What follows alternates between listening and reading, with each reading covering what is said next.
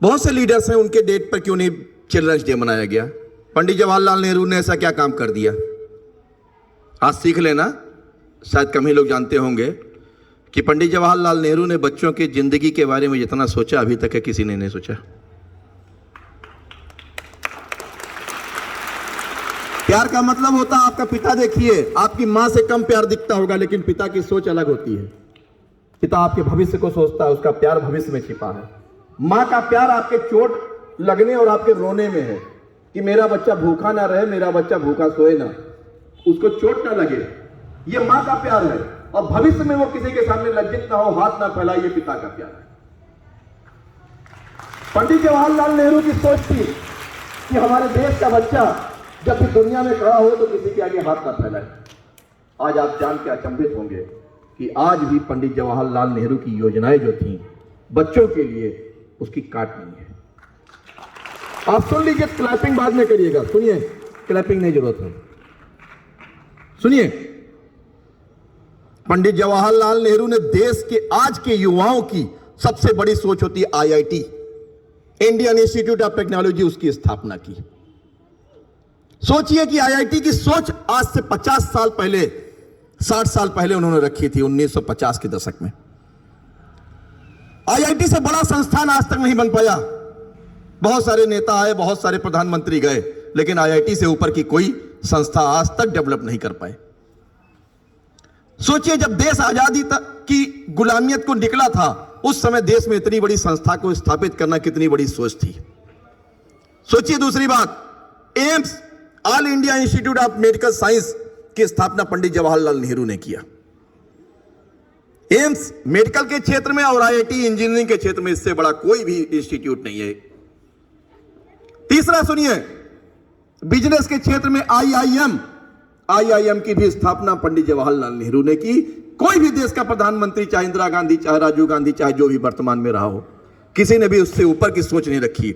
बताओ बच्चों के लिए किसने सबसे ज्यादा सोचा? जवाहरलाल नेहरू ने। उनकी सोच आज तक जिंदा है। उस संस्थान में जाने के लिए लाखों करोड़ों अपने बच्चों के लिए भविष्य देखते हैं। ऐसी संस्थाओं की स्थापना करने वाले पंडित जवाहरलाल नेहरू का जन्मदिन हम बाल दिवस के रूप में मनाते हैं। ऐसे पंडित जवाहरलाल नेहरू की हम लोग हमेशा कहते हैं अमर रहें पंडित जवाहरलाल नेहरू, पंडित जवाहरलाल नेहरू, चाचा नेहरू। उनकी जय जयकार से हमेशा धरती गूंजती रहेगी, क्योंकि उन्होंने देश नहीं दुनिया में हमारे लोगों को फैलाने का काम किया। अगर आईआईटीएन ना होता तो न जाने कितने इसरो और कितने नासा का साइंटिस्ट पैदा ना होता। आज हम मंगलयान की सफल यान देखते हैं, देखो कितने आईआईटीएन उसमें काम किए हैं। आज हम सर्जरी की बात करते हैं, देखिए कितने सारे उसमें डॉक्टर बन करके एम्स से दुनिया और देश में भारत नहीं मानव कल्याण का काम करते हैं। मैं आज आग्रह करना चाहता हूं इस छोटे से मंच से, किसी दिन आप प्रधानमंत्री, राष्ट्रपति या नेता बने या कोई भी क्षेत्र में आगे बढ़े, देश को ऐसी शिक्षा, ऐसी प्रणाली दें कि आपके जाने के 100 साल बाद भी वो प्रणाली में छेद ना हो पावे।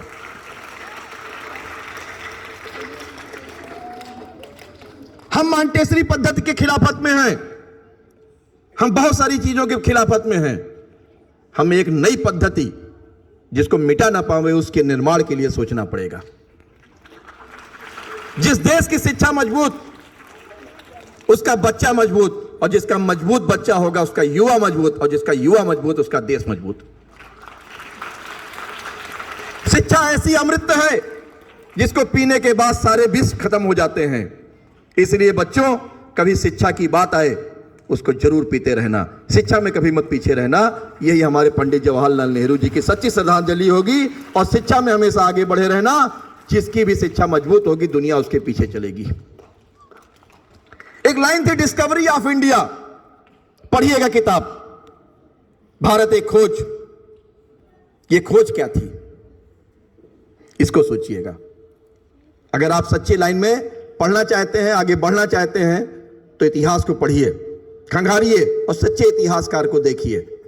आपको मिलेगा कि कोई है जिसने आज से 50-60 साल पहले मेरे लिए सोचा था। जब हमारे पूर्वज आईआईटी को जानते नहीं थे, 50 साल पहले, 60 साल पहले मेरी चौथी पीढ़ी थी, फोर्थ जनरेशन रही होगी, फिफ्थ जनरेशन थी।